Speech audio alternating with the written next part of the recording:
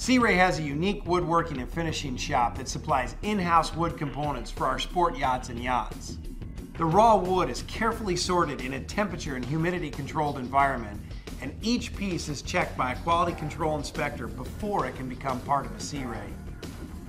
Computer-controlled, dust-free routers cut the parts, and another machine automatically bands the edges.